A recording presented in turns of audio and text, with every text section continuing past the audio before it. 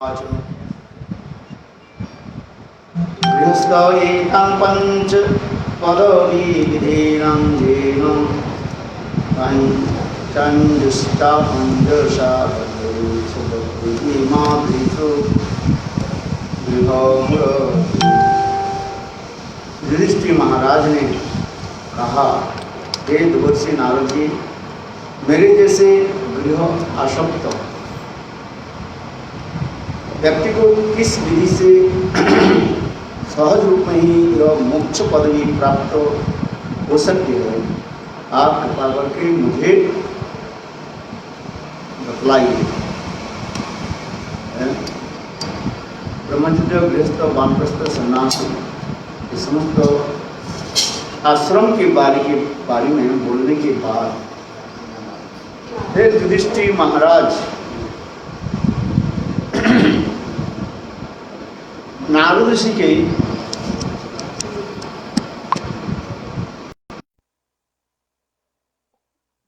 ये प्रश्न पूछा। युधिष्ठिर महाराज कह रहे हैं, दैन्य करके कह रहे हैं, मैं जैसे गृह आसक्त व्यक्ति को जिस विधि से सहज रूप में ही यह मोक्ष पदवी प्राप्त हो सकते हैं, आप कृपा करके मुझे वह विधि बतलाइए। जगजीव को शिक्षा देने के लिए युधिष्ठिर महाराज यह प्रश्न कर रहे हैं। नारदोवाच वृष्भवस्थितो राजन क्रिया कुर्वन् यथोचिता वासुदेवार्पणम् साक्षात् सुपासित महान मुनि। देवर्षि नारद ने कहा, हे राजन, मनुष्य गृह आश्रम में रहकर प्रतिदिन गृहस्थ आश्रम के अनुसार सभी कार्य करें, किंतु उन्हें निष्काम भाव से भगवान को समर्पण कर दे और संत महात्मा को सेवा करें। क्या करना चाहिए? समस्त कार्य आदि करके विष्णु में समर्पित कर दो। इदं सर्वं कर्म फलं विष्णु समर्पयेत्। और संत महात्मा की सेवा करें। प्रतिदिन अवकाश काल में भगवत भक्त का संग करें और भगवान तथा भगवान की अमृत स्वरूप अवतार कथा को श्रद्धा पूर्वक श्रवण करते करते इस नाशवान शरीर एवं स्त्री पुत्र आदि के संग को उसी प्रकार छोड़ता चले जिस प्रकार जागने पर मनुष्य स्वप्न में आसक्ति छोड़ देता है। कैसे? प्रतिदिन भक्तों के संग करें, अपने कार्य आदि के समय जब मिल जाए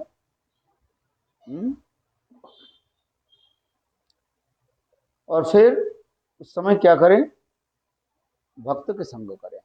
जैसे आप ऑफिस जाते हैं, स्कूल कॉलेज जाते हैं, व्यवसाय वाणिज्य करते हैं, उसमें कुछ समय निकाल करके क्या करना चाहिए? सत्संग में करें।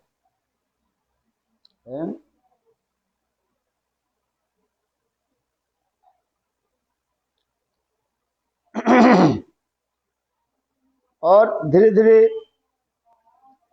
सब प्रकार के आसक्ति जो है छोड़ देना चाहिए।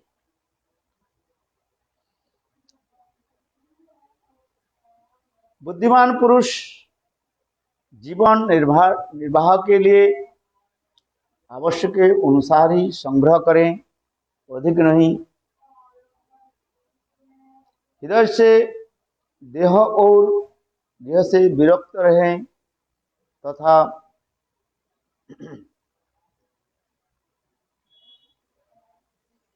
बाहर से आसक्ति के समान लोगों के, साधारण मनुष्य के ऐसा ही व्यवहार करें।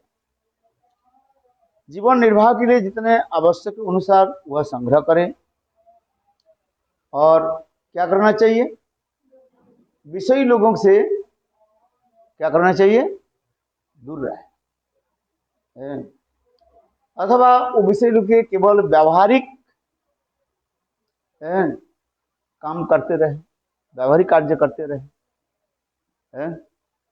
ऑफिस तो जाना है, काम तो करना है, तो विषय लोगों के साथ उतना ही करें जितना हमारा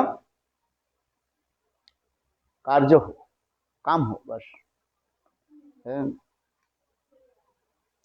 भाई बंधु, माता पिता, पुत्र मित्र, सुहृद, ज्ञाति संबंधी और अन्य व्यक्ति को कुछ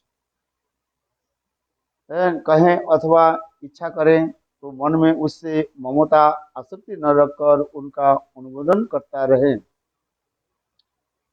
वर्षा आदि से उत्पन्न धनादि, भूमि से प्राप्त स्वर्गादि, अकस्मात प्राप्त धन आदि तथा आकाश से परे जो कुछ भी उपलब्ध हो वह सब भगवान को दिया हुआ बुद्धिमान गृहस्थ ऐसे समझकर प्रारब्ध के अनुसार उनको स्वीकार करके केवल प्राण धारण के लिए ही संचय करे। बाकी वस्तुओं पूर्वोक्त साधु सेवा आदि कार्य में लगा दे। गृहस्थ के क्या करना चाहिए, थोड़ा संचय भी करना चाहिए। संचय समझते हो, सेविंग करना चाहिए। क्योंकि विपद आपद काल में जरूरत होता है। जितने धन से उदर पूर्ति हो जाए उतने धन पर ही देह आदि का अधिकार है। उससे अधिक आशंका करके जो उसका स्वामी बनता चाहता है वह चोर और दंड के योग्य है। जितना हमारे शरीर के लिए जरूरत है उतना ही ले ले, और अधिक लेने से क्या होता है ना, उससे दोष लगता है। इसलिए कहते हैं उससे अधिक आशंका करके जो उसका स्वामी बनना चाहते हैं वह चोर और दंड के योग्य बन जाता है। हिरण, ऊंट, गधा, बंदर, चूहा, वर्ष, सर्प, पक्षी और मक्खी आदि को अपने पुत्र के समान समझना चाहिए, क्योंकि इनमें भी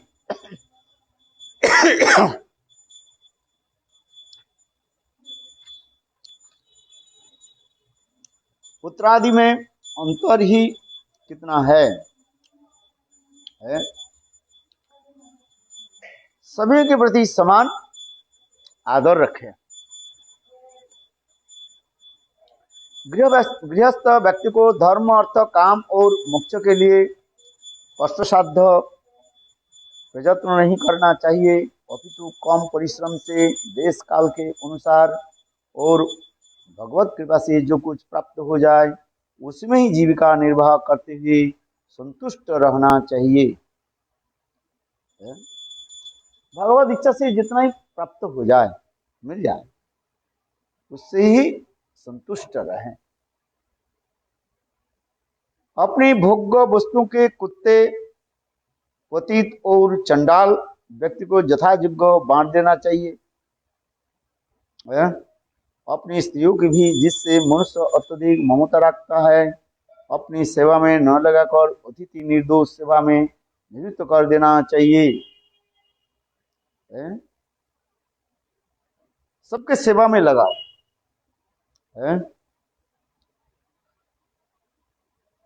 जिस स्त्री के लिए मनुष्य अपने प्राणों का त्याग कर डालते हैं और जिससे कारण अपना पिता और गुरु भी हत्या कर देते हैं, उस स्त्री के प्रति जितने ममता का परित्याग कर दिया उसे स्वयं भगवान के ही जीत लिया। अच्छा,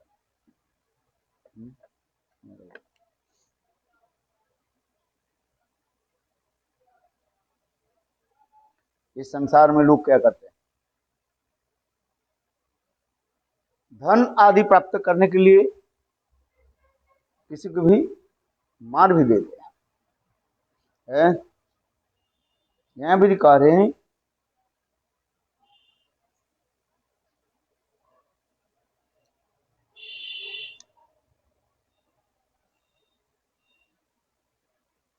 अपने पिता और गुरु के भी हत्या कर देते हैं।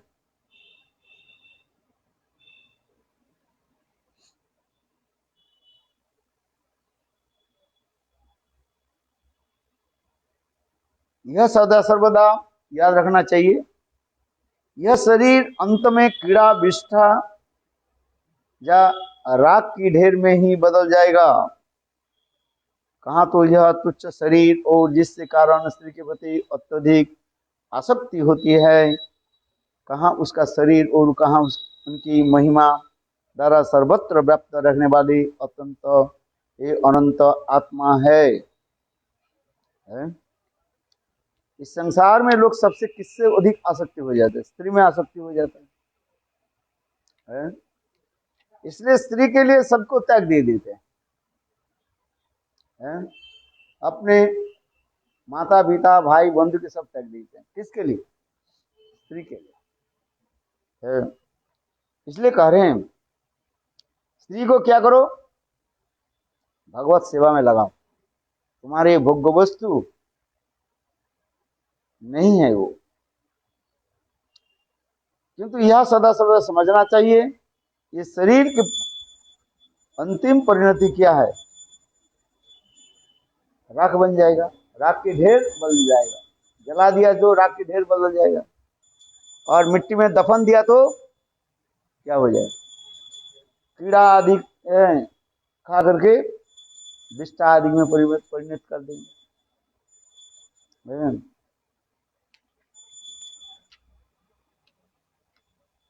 जो बुद्धिमान गृहस्थ देव बस प्राप्त और पंच जगत से बचे हुए अनादि के द्वारा अपने जीविका निर्वाह करता है और उसके अतिरिक्त धन सभी वस्तुओं के सत्य का त्याग कर देता है, वह महात्मा की पदवी की प्राप्त कर लेता है। देखो जो बुद्धिमान गृहस्थ है वो क्या करते हैं?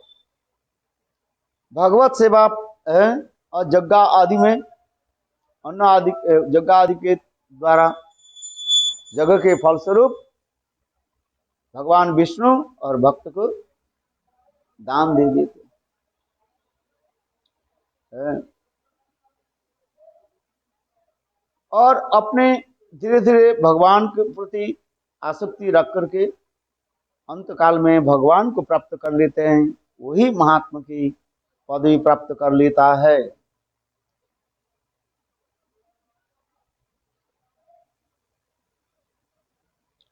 गृहस्थ के चाहिए कि वह अपनी वर्ण आशुभूषित वृत्ति से उपार्जित धन द्वारा प्रतिदिन पृथक पृथक रूप से देवता ऋषि मनुष्य भूत पितर तथा अपनी आत्मा को संतुष्ट करे। वह सबके हृदय में व्याप्त सर्वंतर्यामी परमात्मा की भिन्न भिन्न रूप से आराधना है। ये भी कह रहे हैं कि वर्णाश्रम धर्म के ठीक से पालन करें और हर रोज पृथक पृथक रूप से देवता ऋषि मनुष्य भूत पितर आदि अपने आत्मा को संतुष्ट करें, सबको दे। जैसे देखते हैं ना, कुछ लोग होता है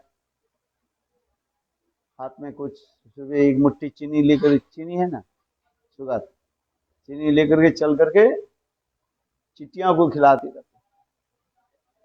कोई कुछ लेते हैं, दाना ले लेते हैं, कबूतर को खिलाते हैं।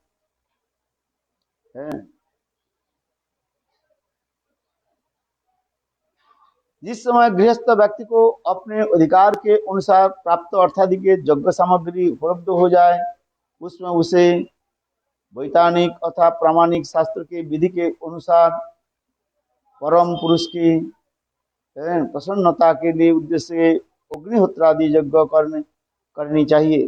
देखो गृहस्थ के लिए क्या करना चाहिए? अग्निहोत्र यज्ञ आदि करनी चाहिए। कहते हैं ना, कम से कम शास्त्र में तो लिखा था हर रोज यज्ञ करना चाहिए। हर रोज नहीं करो, कम से कम महीने में एक बार करो। महीने में एक नहीं, साल में तो एक बार कर सकते हैं। घर में यज्ञ अग्निहोत्र आदि करने पर गृह पवित्र होता है। कम से कम गृह में साल में तो एक बार अति अवश्य ही क्या करना चाहिए, अग्निहोत्र करना चाहिए। हे राजन, समस्त यज्ञ को भोक्ता भगवान श्री कृष्ण ब्राह्मण के मुख से भविष्यान्न घी एवं अन्न से बने हुए व्यंजन अर्पण करने से जिस प्रकार तृप्त होते हैं, उतना ही तृप्ति उन्हें यज्ञाग्नि के मुख में डाली गई घी आदि के आहुति के प्राप्त करके नहीं होते। देखो यहाँ पर कहते हैं यज्ञ आदि करने से क्या होता है, स्वयं भगवान प्रसन्न होते हैं। यज्ञ वही विष्णु है। शाश्वत वैष्णव लोग जो यज्ञ करते हैं, देखिए क्या कहा जाता है, विष्णु यज्ञ कहा जाता है। इस विष्णु यज्ञ में जो हवन आदि करते हैं जिससे भगवान प्रसन्न होते हैं।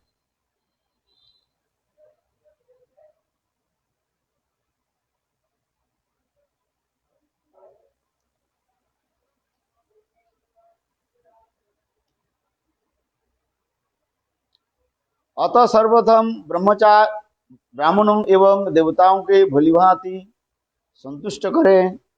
उसके संतुष्ट के बाद सभी प्राणियों का भोजन आदि उपयुक्त सामग्री की प्रदान करके सबके हृदय में विराजमान क्षेत्रज्ञ भगवान का अर्चन करें। यदि ब्राह्मण के पास धन हो तो उसे अपने धन के अनुसार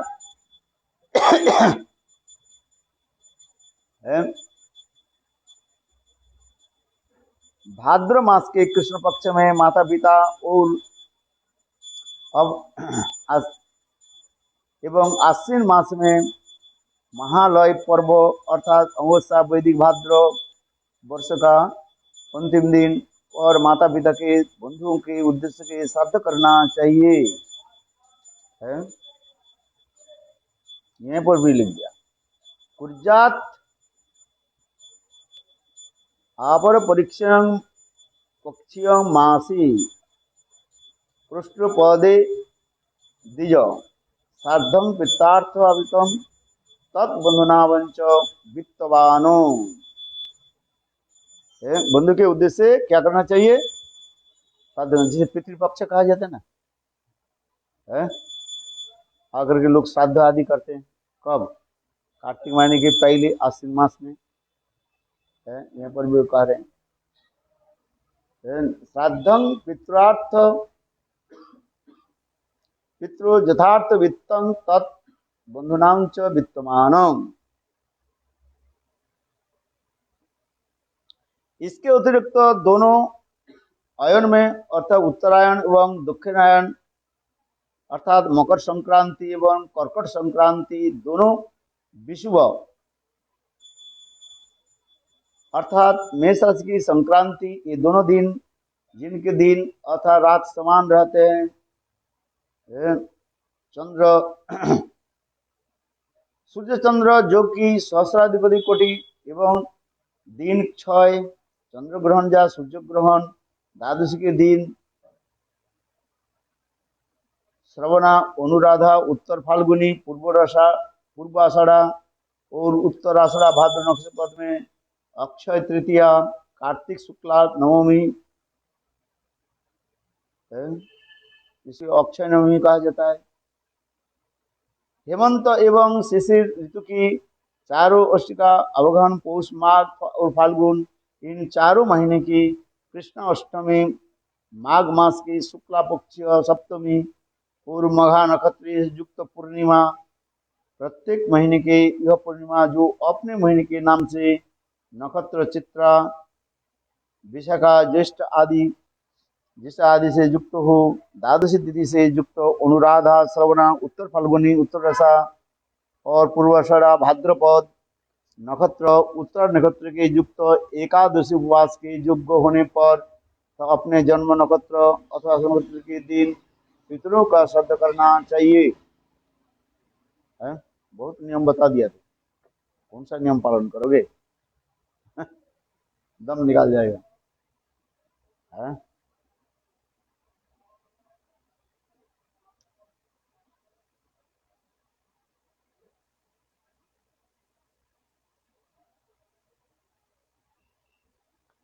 पूर्वोक्त सभी योग केवल श्राद्ध के लिए ही नहीं अपितु मनुष्य सभी धर्मानुष्ठान के लिए उपयोगी मंगल साधक तथा शुभवर्धक है। इन सभी काल योग में संपूर्ण प्रयत्न के साथ मंगल कार्य करनी चाहिए। इसमें ही जीवन की सफलता है। यह मंगलकारी योग योग में किया गया स्नान, जप, होम, व्रत, देवता और ब्राह्मण की पूजा एवं पितरों, देवता, मनुष्य और अन्यान्य प्राणियों में जो कुछ समर्पण किया जाता है उसका फल अनश्वर अनश्वर एवं अक्षय होता है।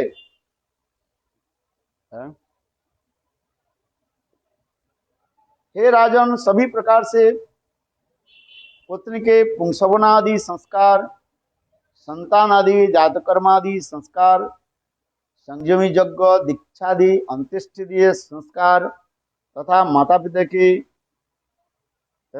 वार्षिक, संवत्सरी श्राद्ध एवं अन्य मांगलिक कर्म को अवसर पर दान आदि शुभ कार्य संपन्न करने चाहिए। हैं? पिता माता मर जाने पर उनके कम से कम साल में एक बार क्या करना चाहिए? श्राद्ध करना चाहिए। पता है तुम्हारा कब होता है? या तो लोग पितृपक्ष में कर देते, बस एक बार ही करते सर। हैं?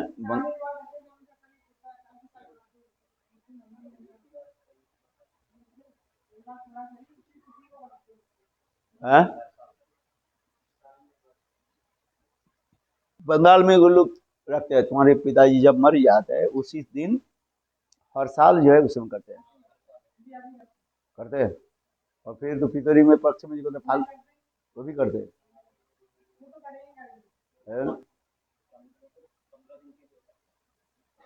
15 दिन में एक बार करते हैं जिस पक्ष में।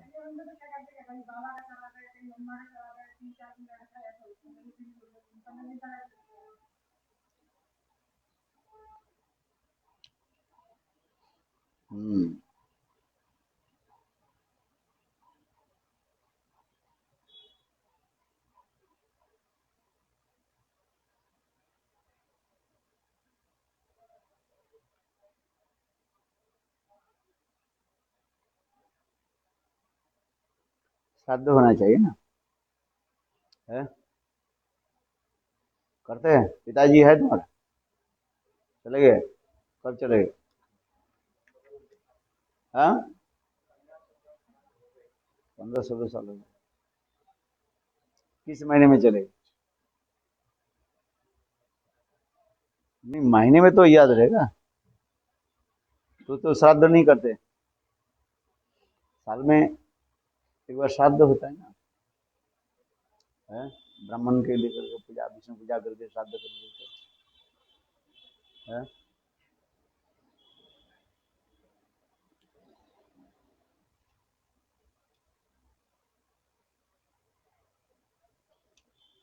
इसके मतलब श्राद्ध नहीं करते? नहीं, पिताजी के लिए श्राद्ध होता है कि नहीं करते? कब करते हैं? कोई कार्तिक महीने में कि आश्विन के महीने में? जो है, हाँ उसी में करते हैं और आगे नहीं।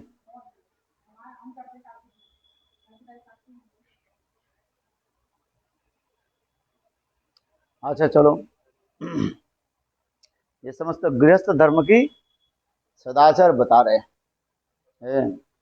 पुष्कर आदि सरोवर, उत्तम साधु के द्वारा सेवित क्षेत्र, कुरुक्षेत्र, गया, प्रयाग, पुलहाश्रम अर्थात शालग्राम क्षेत्र, नमिषारण्य, फल्गु नदी, सेतुबंध, प्रभास, कुशस्थली, द्वारका, वाराणसी, मथुरा, पंपा सरोवर, बिंदु सरोवर, नारायण आश्रम, बद्रिकाश्रम, अलकानंद नदी, भगवान श्री राम और सीता के आश्रम, अयोध्या, चित्रकूट आदि, महेंद्र पर्वत, मलय आदि सभी कुल पर्वत एवं सभी कुल पर्वत और जहाँ जहाँ भगवान श्री हरि के अर्चा विग्रह अधिष्ठित है, हे राजन, अपना अपना कल्याण चाहने वाले व्यक्ति को बार बार उन पवित्र स्थानों का सेवन करना चाहिए।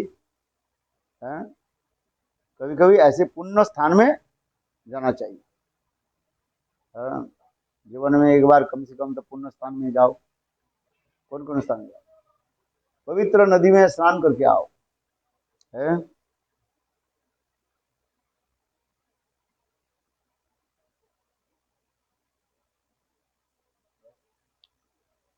हे पृथ्वीनाथ, श्रेष्ठ पात्र के गुणों को जानने के, विधि को जानने के एकमात्र श्रीहरि को सत्पात्र बतलाया है, क्योंकि ये हुई चराचर जगत के एकमात्र आधार है। हे राजन, तुम्हारे राजस्व यज्ञ में अग्र पूजा के प्रसंग पर देवताओं और ऋषियों वो तपस्वियों एवं सिद्ध जन उपस्थित रहने पर भी सर्वसम्मति से श्री कृष्ण के एकमात्र सत्पात्र निर्धारित किया गया था। स्वयं भगवान नारद ऋषि के कार्य। तुम्हारे राजस्व यज्ञ में सभी बड़े बड़े लोग तो उपस्थित थे। भीष्म पितामह, द्रोणाचार्य, कृपाचार्य, ऋषि, तपस्या आदि अनेक से उपस्थित रहने पर भी सर्वसम्मति से श्री कृष्ण की एकमात्र सत्पात्र निर्धारित किया गया था। राजन तदग्रज पूजायां मत पात्रात अच्युत। असंख्य जीव से परिपूर्ण यह ब्रह्मांड कोश रूप सुविशाल संसार वृक्ष के मूल अच्युत भगवान श्री कृष्ण ही है। उनकी पूजा करने से समस्त जीवों की पूजा और अपनी भी तृप्ति हो जाती है। एकमात्र भगवान अच्युत और श्री कृष्ण की पूजा करने से ही सभी को पूजा हो जाता है। भगवान मनुष्य, पशु, पक्षी, ऋषि एवं देवता आदि शरीर रूप पुर की रचना करने के लिए स्वयं उनमें अंतर्जामी रूप से इस पुर में शयन करते हैं, इसलिए वे पुरुष नाम से प्रसिद्ध है।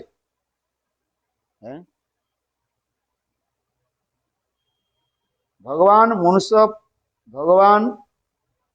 पशु, पक्षी, ऋषि एवं देवता आदि शरीर रूप पुरी को रचना करके स्वयं ही उसमें अंतर्जामी रूप में ही पुरी में शयन करते हैं, इसलिए उसके पुरुष नाम से प्रसिद्ध है। कितने पुरुष है बताओ? कारणोदकशाही, गर्भोदकशाही और क्षीरोदकशाही, तीन पुरुष का जन्म। अनंत ब्रह्मांड की जो मालिक जो है उसे कारणोदकशाही पुरुष कहा जाता है। एक एक ब्रह्मांड के जो मालिक जो है उसे कहा जाता है गर्भोदकशाही, और समस्त जीवों के अंतर्जामी के रूप में जो रहते हैं उसे कहा जाता है क्षीरोदकशाही विष्णु भगवान कहा जाता है। तीन पुरुष अवतार कहा जाता है। पुरुष किसलिए कह रहे हैं? न समस्त की सृष्टि करके वह शरीर रूप पुरी में, शरीर रूप पुरी के रचना करके और उसमें ही स्वयं अंतर्जामी के रूप में जो विश्राम करते हैं उसे पुरुष कहते हैं।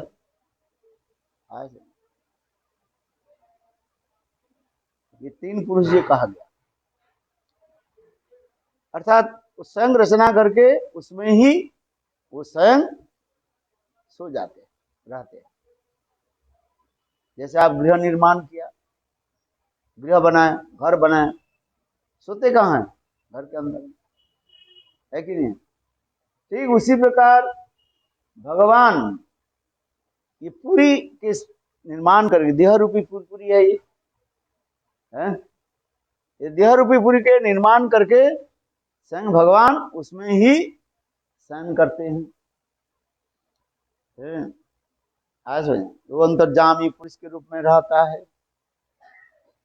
इस शरीर के अंतर्जामी पुरुष पुरुष कौन है? कौन भगवान है? क्षेत्रज्ञ पुरुष ही होता है।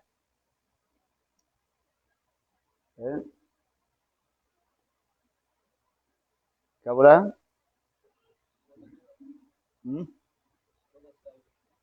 हृदय विष्णु सभी जीवों में रहता है। एक होते हुए पर भी अनंत स्वरूप प्रकाश करके वो रहते हैं, इसीलिए अचिंत है। तुम्हारे हृदय में है, मेरे हृदय में सर्वत्र है, अंतर्बाह्य सर्वत्र विराजमान होते।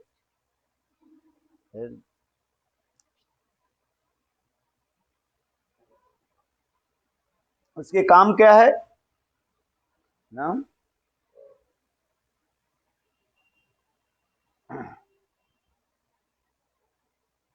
किस लिए रहता है?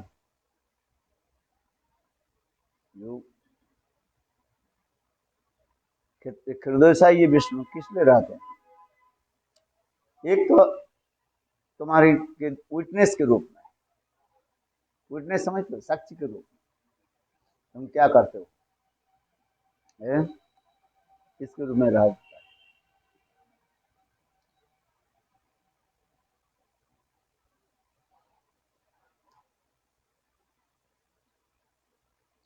इसलिए यहाँ पर कह रहे हैं अंतर्जामी रूप में इस पुरी में शयन करते हैं, इसलिए उसके पुरुष नाम से प्रसिद्ध है। हे राजन, भगवान सभी शरीर में नुनाधिक रूप में विराजमान रहते हैं, किंतु तारतम्य भाव से पशु पक्षी अपेक्षा मनुष्य में ही श्रेष्ठ प्राप्त है। और मनुष्य में भी जितने आत्मज्ञानिता अंश जितना है अधिक है, वह उतना ही श्रेष्ठ है।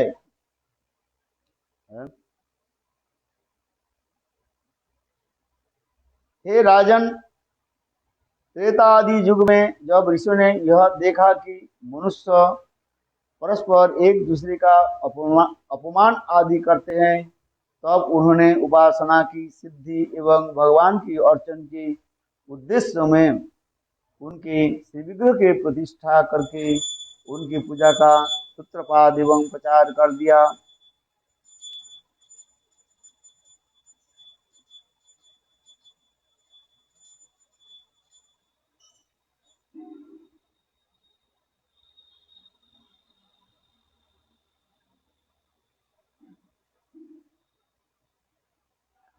हे युधिष्ठिर महाराज, तभी से कितने ही लोग अत्यंत श्रद्धा एवं प्रचुर पूजा सामग्री के साथ प्रतिमा में ही भगवान श्री की पूजा करते हैं, परंतु व्यक्ति मनुष्य के प्रति देश भावना रखते हैं, वह श्री मूर्ति का सेवा करने भी परमार्थ सिद्धि प्राप्त नहीं होते।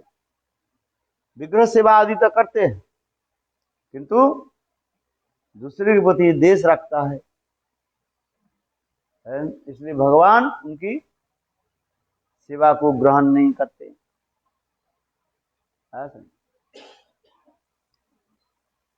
हे राजेंद्र, मनुष्य भी ब्राह्मण की सत्पात्र माना गया है, क्योंकि ब्राह्मण अपनी तपस्या विद्या और संतोष आदि गुणों से भगवान श्री हरि के वेद रूपी शरीर को धारण करता है। ब्राह्मण के क्या समझना चाहिए? भगवान की शरीर समझना चाहिए। सद ब्राह्मण जो है,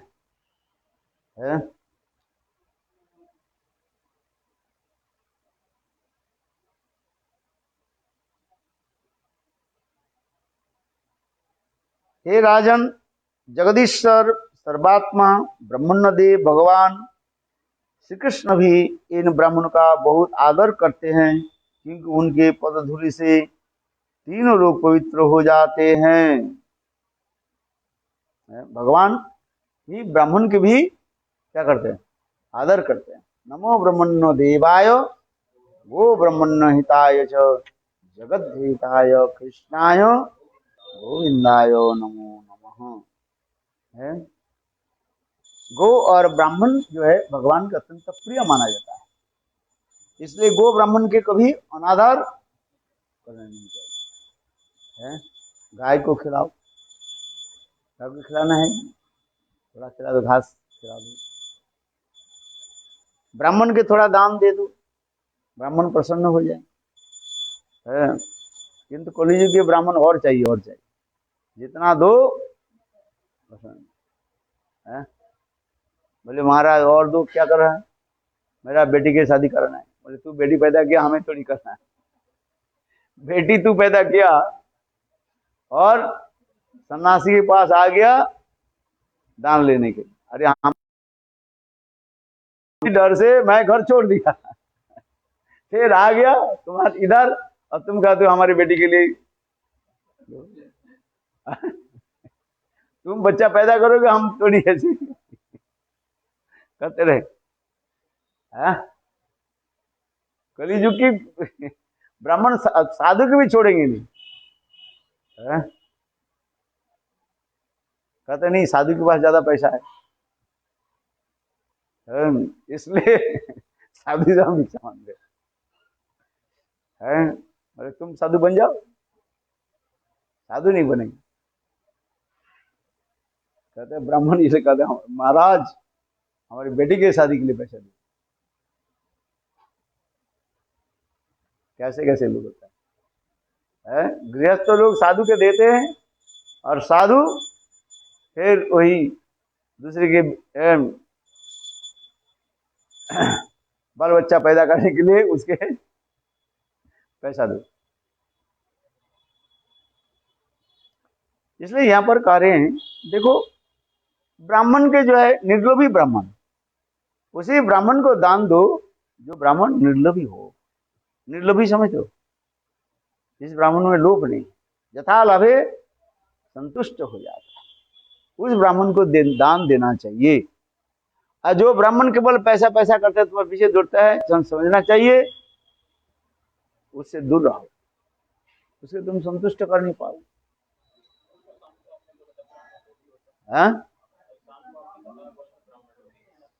ब्राह्मण तो कलियुग है ना, उसके तो अभिशाप दिया था ना लक्ष्मी देवी ने। लक्ष्मी देवी एक कथा प्रसंग है, पुराण की एक कथा है, कई कथाएं हैं। ये लक्ष्मी देवी उनको जो है अभिशाप दे दिया, ये तुम्हारे पास नहीं रहे और तुम भिखारी बनोगे। अनेक पुराने अनेक कथा है, कई पुराण में कथा है। वो ब्राह्मण ने किया कि हवन नहीं करा करके, हवन करने के पहले ही वो भजन कर लिया था,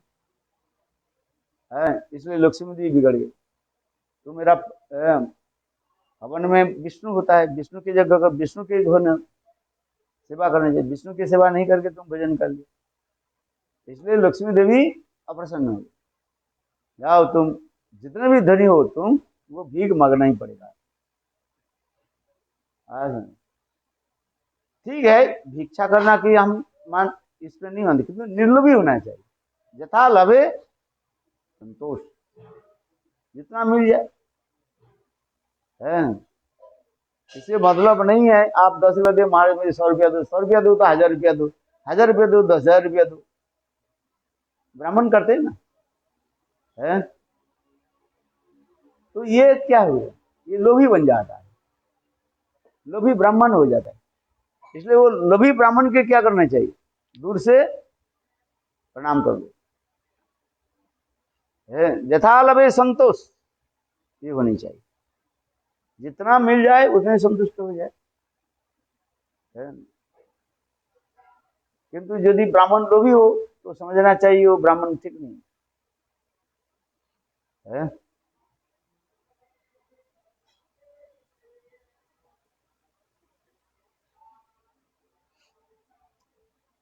इसलिए तो निग महाराज की कथा सुनाया ना, इतना दान दिया ब्राह्मण को, दान के फल क्या क्या हुआ, गिरगिट होकर जन्म लेना पड़ा, तो फायदा दान करके फायदा क्या हुआ। है। इसलिए शास्त्र में कहा जाता है सत पात्र में दान दो, है? वो ब्राह्मण, ठीक है, शास्त्र में कहा गया ब्राह्मण को दान देना चाहिए, है? किंतु ब्राह्मण सद ब्राह्मण हो तो है, नहीं शराब पीने वाली है, इधर उधर की गलत काम करने वाले ब्राह्मण होता है, उस ब्राह्मण के दान देने से कोई फायदा नहीं है। नामधारी ब्राह्मण नहीं है, यथार्थ तो ब्राह्मण के जो गुण है, ब्राह्मण कैसे, ब्राह्मण को उसमें लिखा है ना, जो लक्षण जो होता है उसमें लिखा है ब्राह्मण निर्लोभी हो, जितना मिल जाए उसे संतुष्ट हो जाए। इसलिए करें नारद ऋषि कह रहे हैं, हे युधिष्ठिर महाराज,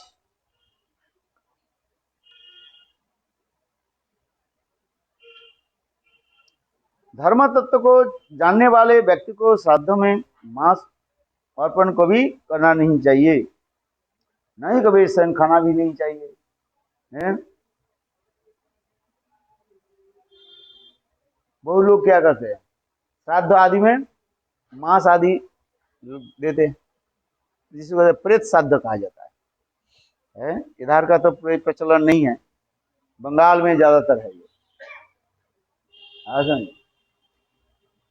बंगाल में ये प्रेत श्राद्ध रहता है कि नहीं? पिता माता मर जाने पर श्राद्ध आदि जो करते हैं, उसे मछली खिलाते हैं ना लोगों का, है? क्या करते हैं, की करे बोलून?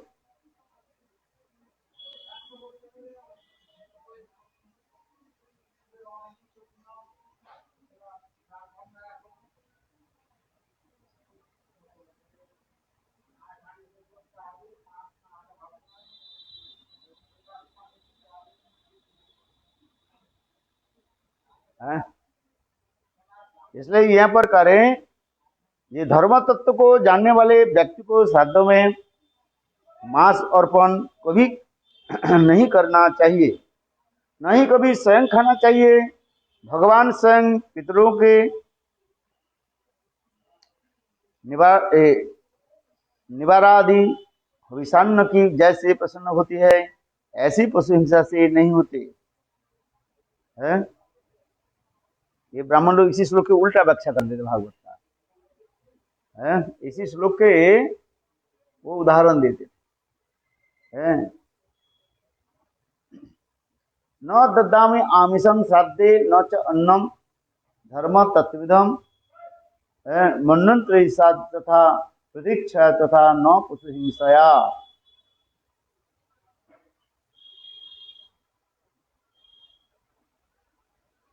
जो लोग सुदुर्लभ,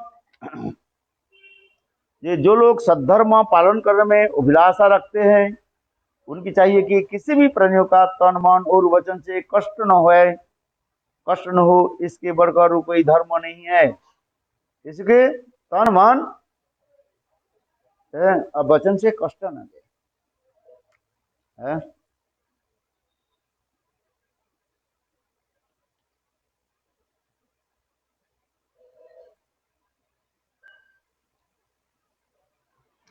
निष्काम धर्म के रहस्य को जानने वाले एवं जगत तत्व को जानने वाले ज्ञानी जन ज्ञान से उत्पन्न आत्म संयमी रूपी अग्नि में कर्ममय यज्ञ का हवन कर दे, अर्थात संपूर्ण रूपे कर्मकांड से उपरत हो जाए। कर्मकांड को त्याग करो, कर्मकांड ज्ञान कांड सकल विषय भांड अमृत बोलिया जे खाए, अदर्ज भक्षण करे नाना जनी भ्रमी मरे, है? नत्तम दास ठाकुर प्रेम भक्ति चंद्र में करें। कर्मकांड और ज्ञान कांड क्या है? ये विष के भांड कहा है। कर्मकांड ज्ञान कांड के बोलो विषय भांड है। अमृत बोलिया जे खाए, इसको अमृत सोचते है। नाना जनी भ्रमी मरे। इस प्रकार कर्मकांड और ज्ञान कांड के द्वारा जीव अनेकों जन्मांतर में भुगते रहते हैं। कर्मकांड ज्ञान कांड केवल विषय भांड अमृत बोलिया जे खाए, नाना जनी भ्रमी मरे। इस प्रकार नाना जनी माने नीच जनी में उसको जाना पड़ता है। इसलिए कर्मकांड और ज्ञान कांड से विरत रहे, दूर रहे।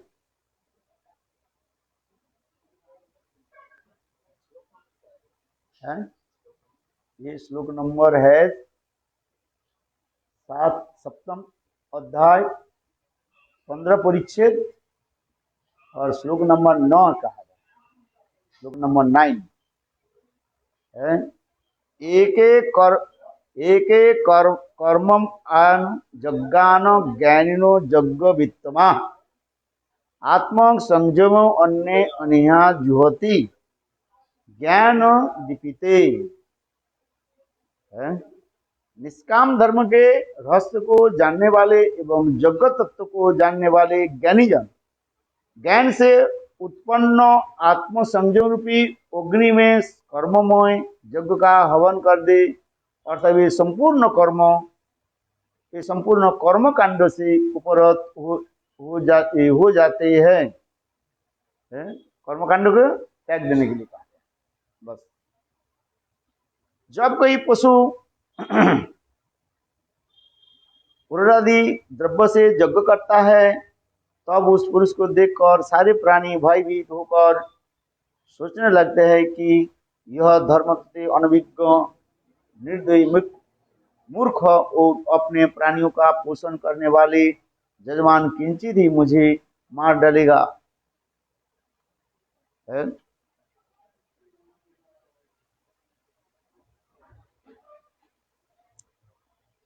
अतः धर्मज्ञ व्यक्ति को किसी को भी हिंसा नहीं करनी चाहिए।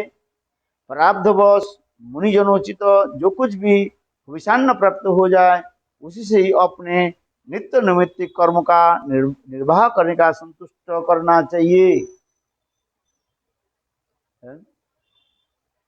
नित्य नैमित्तिक कर्म आदि है, इतना ही करे जिससे सभी संतुष्ट हो।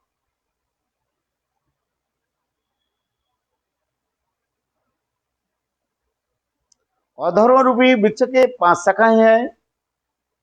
विधर्म, परधर्म, आभास, उपमा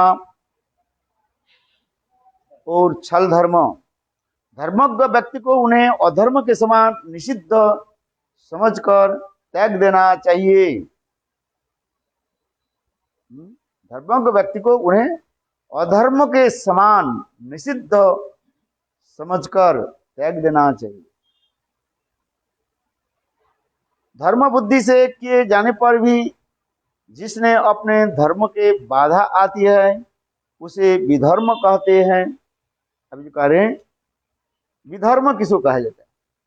धर्म बुद्धि से किए जाने पर भी जिससे अपने धर्म की बाधा आती है उसे विधर्म कहते हैं। जो किसी की अन्न के द्वारा अन्न पुरुष के लिए धार्मिक नियम का प्रारंभ किया जाता है, जैसे आजकल देखा जाता है, वह परधर्म अर्थात स्वयं को धार्मिक दिखाने के लिए जटा भस्म आदि धारण करना अर्थात पाषंड और दंभ का प्रदर्शन उपधर्म है। शास्त्र में निर्देशों की अन्य प्रकार के व्याख्या करना छल धर्म है। इस समस्त धर्म को त्याग दो। सब छल धर्म, परधर्म, ये सब त्याग देना चाहिए। इसलिए रघुनाथ दास गोस्वामी ने क्या करे? न धर्मं ना धर्मं श्रुति कथन, न धर्मं ना धर्मं श्रुति कथन नृत्यं किल करो ब्रजे राधा कृष्ण प्रचुर परिचर्या निहतन। न धर्मं न अधर्मं, धर्म भी करना नहीं चाहिए और अधर्म भी करना नहीं चाहिए। क्या करना चाहिए? वेद शास्त्र में जो कहा गया एकमात्र राधा गोविंद की उपासना करो। न धर्मं ना धर्मं श्रुतिगणो नित्यं किल करो। ब्रजे राधा कृष्ण प्रचुर परिचर्या में हो, ब्रज में रह करके क्या करो? राधा कृष्ण की ही प्रचुर सेवा करो। है, ये सर्वोत्तम है।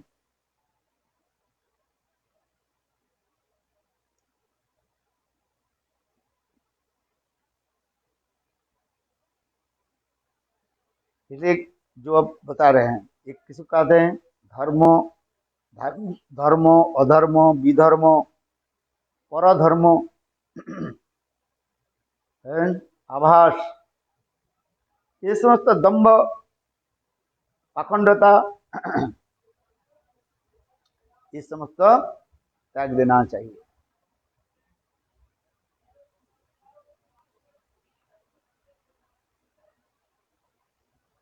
देखो, वर्णाश्रम धर्म में भिन्न अपने अपने लोग अपने अपने रुचि के अनुसार है, किसी को धर्म मान लेते, वास्तव में धर्म नहीं है। अनेक लोग जो है अपने अपने रुचि के अनुसार अपने अपने अपने, इसलिए कहते हैं पृथ्वीते जत कथा धर्म नामे चले, भागवत कहे तार परिपूर्ण छले। पृथ्वीते जत कथा धर्म नामे चले, आज पृथ्वी में अनेकों लोग अनेक धर्म करते हैं, पूजा लगा देते हैं, बस हर रोज कहीं ना कहीं पूजा लगा देते हैं, चंदा इकट्ठा करते हैं, ऐसा नहीं, पैसा दो, और करके क्या करते हैं, रात्रि जापन करते हैं और शराब पीते हैं, गाना गाना क्या बोले, डिस्को डांस करते हैं, और वो करते बोले यही धर्म है। देखा नहीं, यहाँ पर शुरू हो जाता है नवरात्रि में क्या करते रहते हैं, देवी जागरण करते रहते हैं, पैसे इकट्ठा करके बस लोगों की पैसा को क्या करते हैं, वो शराब पीते हैं, मांस खाते हैं, क्या क्या करते रहते हैं। इसलिए ये समस्त छल धर्म कहा गया है। इसलिए कहते हैं मनुष्य अपने वर्णाश्रम में भिन्न भिन्न अपनी रुचि एवं स्वभाव के अनुसार जिसे अधर्म मान ले धर्म मान लेता है, वो आभास है। अपने अपने वर्ण और आश्रम के अनुसार किए जाने वाले धार्मिक कार्य भला किसी के दुखों का विनाश नहीं करते। ये जितने भी कहते जा रहे हैं, सबके मूल क्या है, एकमात्र एक धर्म ही पालन करो। वो कौन सा है, भगवान श्री हरि की ही उपासना करो, ये अंत में कहे है। इसलिए कहता है बहुत लोग देव देवता के पूजा व धर्म आदि के नार से नाम लेकर के अनेकों अर्थ आदि संग्रह कर लेते हैं, अपने परिवार पोषण आदि करते रहते हैं, और ना जाने क्या करते हैं, असत कार्य भी करते रहते हैं, है कि नहीं है? पैसा कमाना है तो बस इसी लोग में लग जाते हैं। सबसे पैसा कहाँ से मिलेगा, व्यवसाय वाणिज्य करके आपको पैसा नहीं मिलेगा। जितने पैसा मिलेगा ये सब पाखंड धर्म आदि के द्वारा, है कि लोग उसमें दान दिए थे, बात दिखा दे। और भी लोग करते हैं, कितने पैसा लोगों से ले लेते हैं, ठगा देते हैं। जिसके कोरोना के माह में कितने लोग कितने पैसा इकट्ठा कर लेते हैं, हाँ समझे, जो जैसे मन चाहे कर देते हैं बस। है, मैं गौ सेवा कर रहा हूँ, थोड़ा सा घास लेकर के गाय को खिला दिया और फोटो दिखा करके बस लाखों करोड़ रुपए इकट्ठा कर लेते हैं। करते हैं कि नहीं करते हैं? ना जाने कितने कितने, थोड़ा सा लोगों के, दो चार लोगों के खिला करके फोटो उठा करके बस लाखों करोड़ रुपए इकट्ठा कर लेते हैं। ये कोरोना आकर के लोगों के ना जाने कितने विपदगामी कर दिया। एक तो लोग मर रहे हैं और दूसरी लोग पाप भी करते जा रहे हैं। सरकार से हो जैसे भी हो, लोग पैसे इकट्ठा करते जा रहे हैं। हाँ,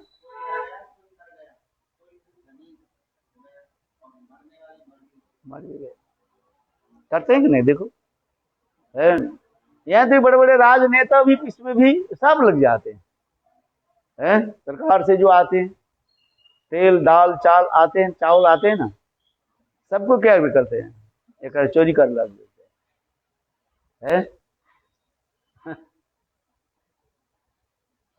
भगवान की लीला समझना बहुत कठिन होता है। अच्छा बात ये सही है कि नहीं बताओ?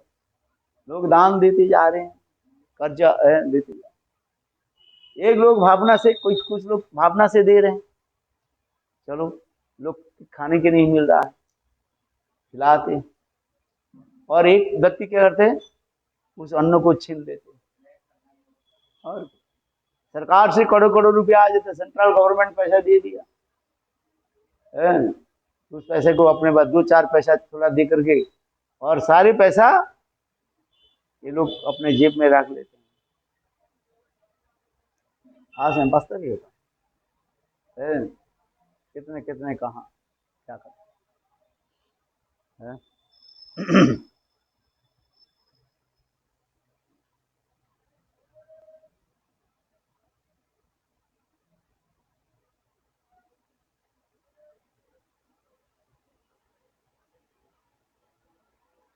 वास्तव लोग भी दुखी है, उन लोग की मिलता नहीं है। और एक प्रकार के लोग इसे अपने मुनाफा लूटते हैं। आज जैसे भागवत में कह रहे हैं, ये सब छल धर्म है। इसलिए कह रहे हैं धर्म अधर्म विधर्म छल धर्म, इसी में लोग लगे रहते। फल तो कुछ नहीं है, फिर उसके चुकाने के लिए फिर उसे जन्म लेना पड़ता है, आता रहता है। कहाँ जाएगी वो? एक दूसरे के ठगा करके जो पैसा लेते हैं, वो सोच रहे थे मैं माले माल हो गया है, किंतु उसके चुकाने के लिए कितना जन्म देना पड़ेगा, कितने दुर्भागा है। मैं एक सत्य घटना कहता हूँ। इसी अमरोजला में आज से बहुत साल पहले एक बार अमरोजला में निकला था। दो मित्र जो है कहीं जा रहे थे,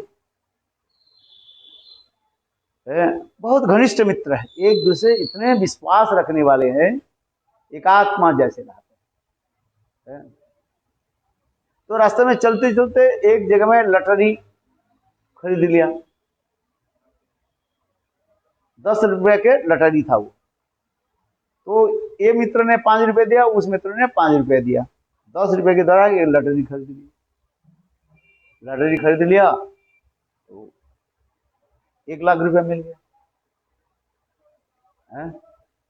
देखो दोनों मित्र बहुत प्रसन्न हो गए, बोले 50-50 रुपया हम बांट लेते हैं।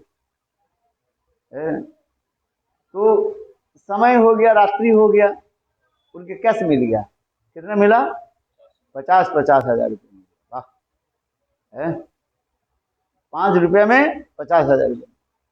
तो दोनों मित्र क्या करने लगे, बोले आज कहाँ कहीं नहीं जाएंगे, एक होटल में उठ रहा, रात तो हो गया, कहीं पैसा है कोई छीन ना ले, किसी को गंदा लग जाए, सुराग लग जाए, चले। इसलिए वो दोनों क्या करने लगे, एक होटल में जाकर के रहा, आज होटल में रहेंगे, काल प्रातःकाल में हम चले जाएंगे।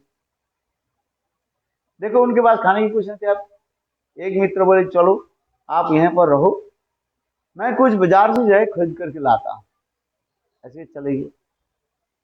देखो बुद्धि कैसे हो गया, कभी कभी बुद्धि भी ऐसे ही हो गया, दुर्बुद्धि हो गया। वो विचार करने लगे, देखो इसके पास 50,000 है, मेरे पास है, मैं क्यों पूरा क्यों नहीं ले लूं, इसको किसी प्रकार से मार दिया जाए। इसलिए वो बाजार से किए कि सामान तो थोड़ी सी खरीदा और खरीद के उसमें विष मिला दी है। अपने मित्र के बोले खाना खा लो, सो जाओ। खाना खा लिया, उसमें तो विष मिला था, उसको पता नहीं था। और फिर सारा रात उसके वो हैजा होने लगे, पैखाना पेशाब होने लगे। डॉक्टर फिर वो मर गया।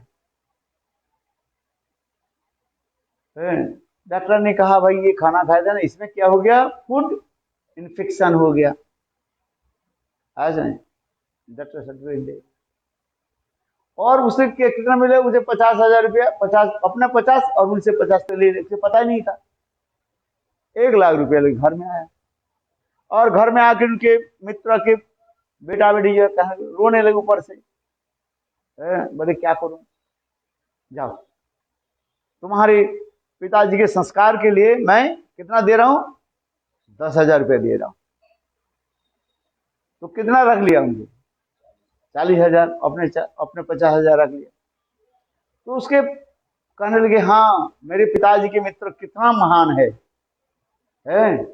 और देखो इतने कठिन पैसा को जो है वो 10,000 रुपया हमें, उसके पता नहीं था कहाँ से दिया, करते ना लोग आजकल है। अच्छा चलो, वो व्यक्ति ने क्या कि 90,000 रुपया को फिर वो बिजनेस, अपने बिजनेस में लगाया, करते करते वो करोड़पति बन गया है, किसी को पता नहीं।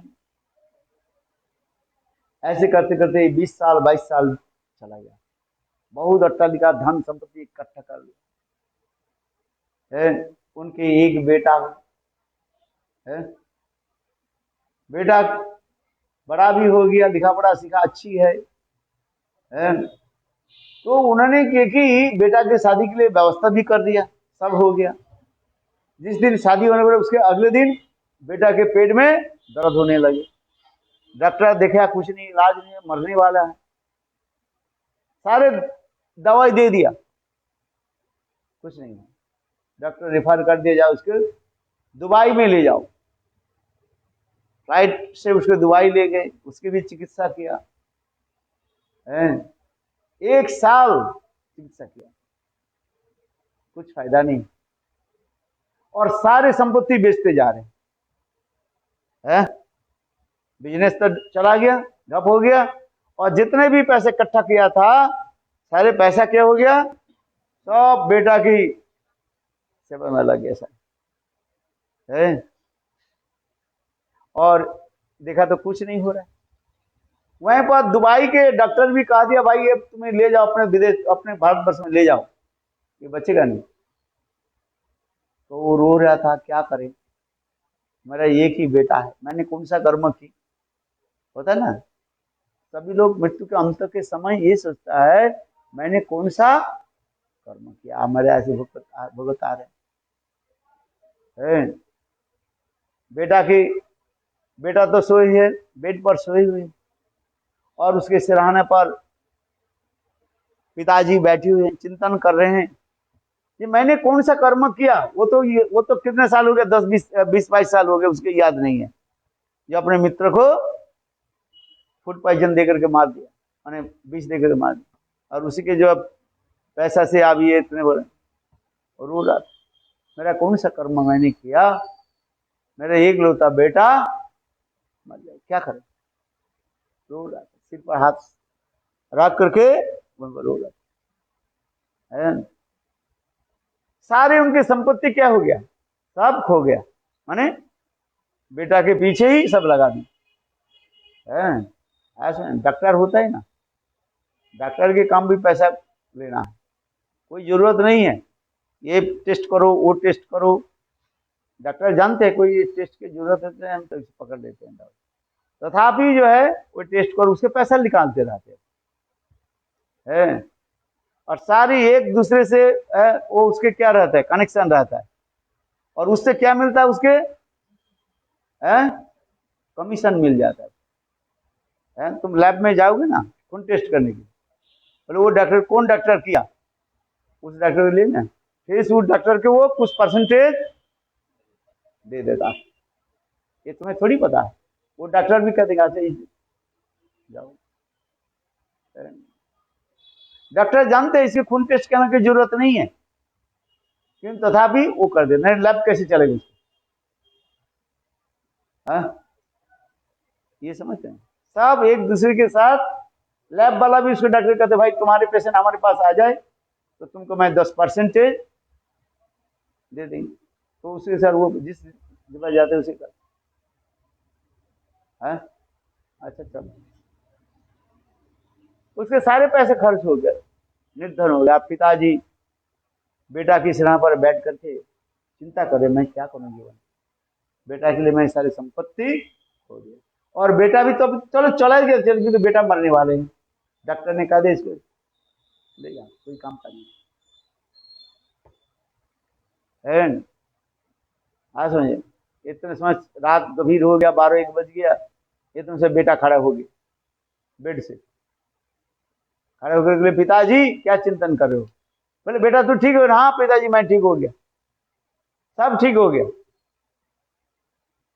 पिताजी रोने लगे, हाय हाय तेरे लिए मैंने सारी संपत्ति को खो दिया, बेटा तू ठीक रहे, चल कम से कम घर। अरे पिताजी याद है इतने साल, आज से 30 साल पहले अपने मित्र को जो है आपको इतना पैसा मिला था है? और मित्र से पैसा हड़पने के लिए मित्र को क्या की, विष दिया है? लोग दिखाने के लिए 10,000 रुपया मित्र के परिवार को दिया था, और सारे पैसे को, उसी पैसे को आप बिजनेस करके इतना, और उसी पैसा हमारे पास आ गया। अरे बेटा क्या बात है? बोले सारे ऋण से ऋण हो गया, मेरा ऋण मुक्त हो गया, तुम जाओ।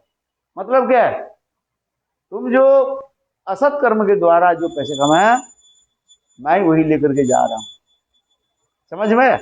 माने तुम्हारे सारे पैसा जो गलत काम से जो अर्जन किया, इकट्ठा किया था, आज हमारे पास आ गया।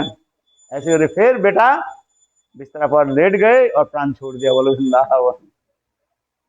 यही होता है, हजारों उदाहरण है।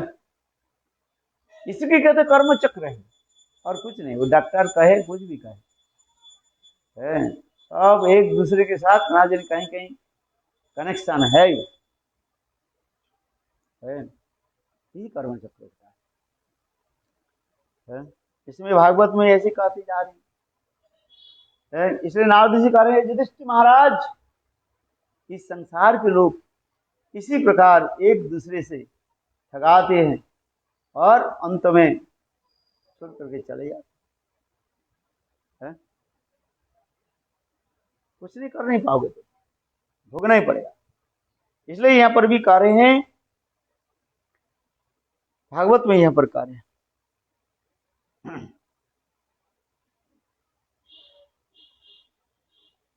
ये समस्त अनर्थक विषय को त्याग दे करके एकमात्र भगवान श्री हरि की ही आराधना करें, यही कहते जा रहे हैं। इस संसार में सब तुम्हारे ऋण चुकाने के लिए आ जाते हैं। तुमने ऋण क्या, वो पति कहे, बेटा कहे, बेटी कहे, जिससे जितना आपने ऋण लिया था वही ऋण चुका करके तब हो जाएगा, नहीं जाएगा नहीं, है यही बात। और उतने समय तक तुम्हारा ऋण चुक जाएगा, वो भी चला जाएगा, है?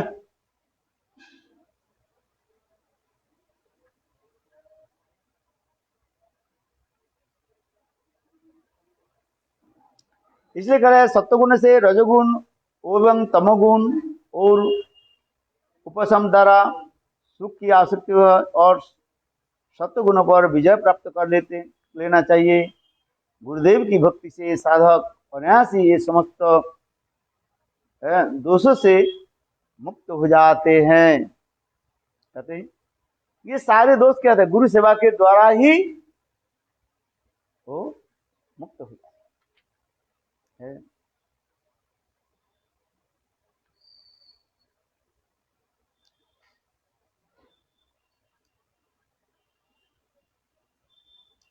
जस्स साक्षात भगवती ज्ञान दीप प्रदे गुरु मत्सा सद्वि सुतंत सर्व कुंजर शौचवत। हृदय में ज्ञान दीप को प्रज्वलित करने वाले श्री गुरुदेव साक्षात भगवान की स्वरूप है।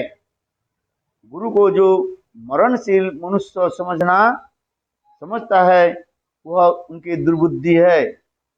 उसका समस्त शास्त्र अध्ययन हाथी के स्नान के जानी शौचवध यथा कुंजर शौचवध हो जाता है, अर्थात व्यर्थ होता है? चलो यहाँ पर है, बोलो वृंदावन बिहारी लाल की जय। जय जय श्री राधे।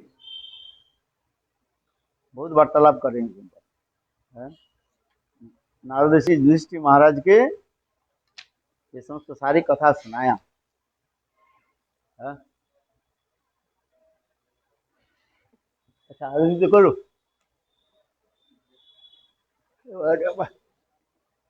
आज एकादशी है।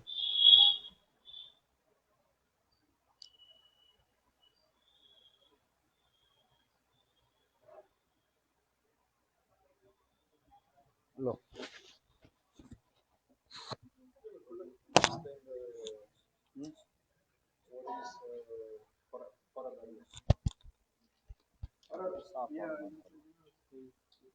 धर्म क्या है? अपने के दूसरी धर्म के भी करते रहते हैं, जैसे अपने स्वभाव के अनुसार धर्म और सत्य। जैसे कि ब्राह्मण स्वभाव है, ब्राह्मण स्वभाव को छोड़ करके यदि क्षत्रिय स्वभाव में जाए परधर्म हो जाता है। क्षत्रिय स्वभाव है, ब्राह्मण धर्म के आसन करते हैं, परधर्म जैसे साधर्मे निधनम श्रेय परधर्म भयावह। यहाँ पर जो धर्म करे ये धर्म क्या है? इसमें तो जागृत धर्म की बात है। धर्म धर्म क्या है? स्वभाव, स्वभाव ही धर्म है। आपके स्वभाव क्या है? क्षत्रिय स्वभाव है कि वैश्य स्वभाव है?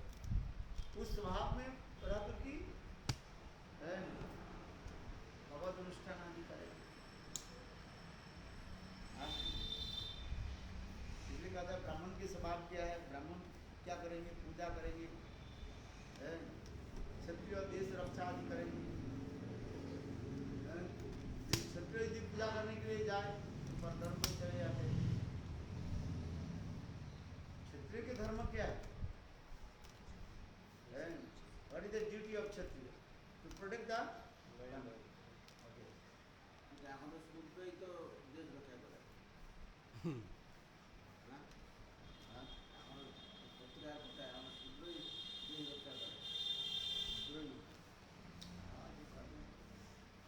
कहते हैं स्वधर्मे निधनम से परधर्म, अपने धर्म में रहे, उसके अनुष्ठान करते रहे, वो ठीक है। जिसके जो धर्म है उसी करे। ब्राह्मण धर्म है, ब्राह्मण स्वभाव हो तो ब्राह्मण कार्य आदि करे, यज्ञ हवन आदि करे। और शूद्र स्वभाव हो वो ब्राह्मण धर्म में यदि करते जाए इससे अनाचार हो जाता है कि? इसलिए अपने रुचि के अनुसार भी करना चाहिए ना, रुचि लगता है, रुचि समझ उसमें आप बताइए। बहुत प्रमाण आदि करोगे। और महाराज जी कहाँ गए? कहाँ गए महाराज? आए नहीं हमको? हाँ